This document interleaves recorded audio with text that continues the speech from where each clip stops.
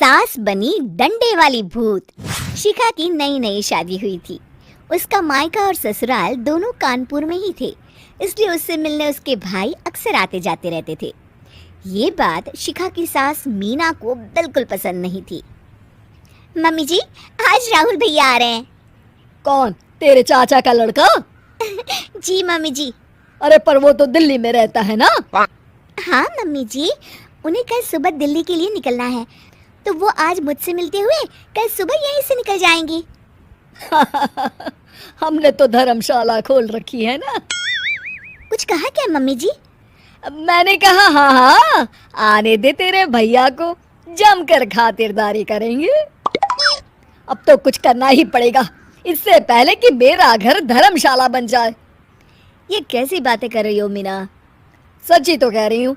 अभी इसकी शादी को साल भर भी नहीं हुआ और आए दिन इसके घर वाले आ धमकते हैं। अरे तो क्या हुआ, वो इसी शहर में रहते हैं तो हाल चाल लेने आ जाते हैं। इस बार मैं उनका हाल और चाल दोनों ही बिगाड़ दूंगी। अब बहुत हो गया जी। अरे ये कैसी बातें कर रही हो? हे भगवान, बस आप तो देखते जाइए। शाम को राहुल आता है। नमस्ते आंटी, कैसे हैं आप लोग? हम लोग तो ठीक है, तुम कैसे हो बेटा? मैं भी अच्छा ही हूँ आंटी।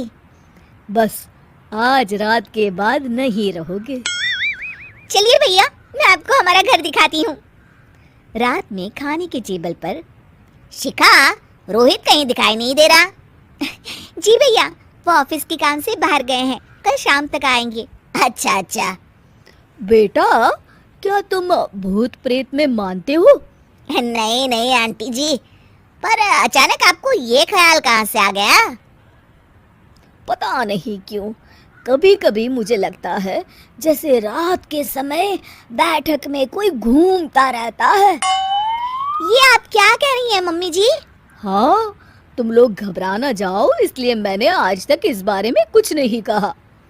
ये आपका वहम होगा आंटी जी, ऐसा कुछ नहीं होता। हो सकता है। चलो अब मेरा सोने का टाइम हो गया है तो चलती हूँ मैं।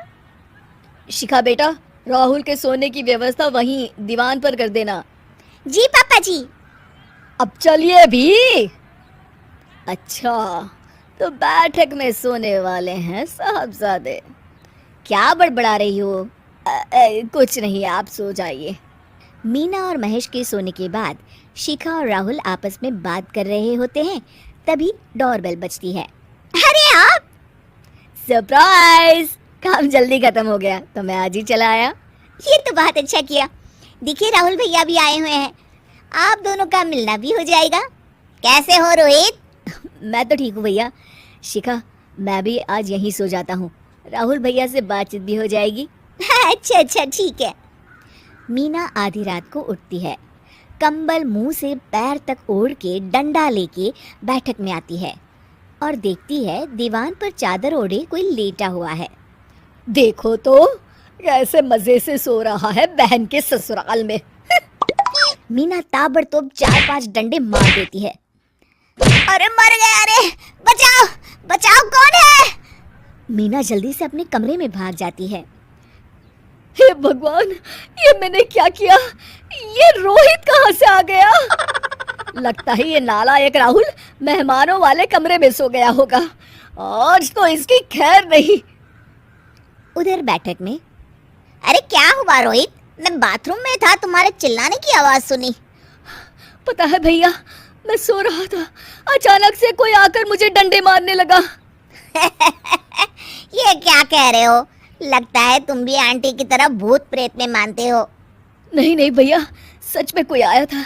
मैं तो जा रहा हूँ मेहमानों वाले कमरे में सोने के लिए। इस समय अपने रूम में जाऊंगा तो शिखा की नींद खराब हो जाएगी। ठीक है भाई, जाओ तुम, जहाँ तुम्हारा भूत डंडा लेके ना आ सके। थोड़ी देर बाद मीना कंबल ओढ़ के डंडा लेकर मेहमानों वाले कमरे में पहुंच जाती है। वो बिस्तर पर से रोहित को फिर डंडों से मारने लगती है। अरे मर गया, अरे मर गया। तू भूत प्रेत में नहीं मानता ना? ये ले, अब डंडे खा। हैं? ये तो माँ की आवाज है। रोहित कंबल खींच देता है। बेटा तू! अरे ये क्या कर रही हो माँ? मार मार के मेरा भरता बना दिया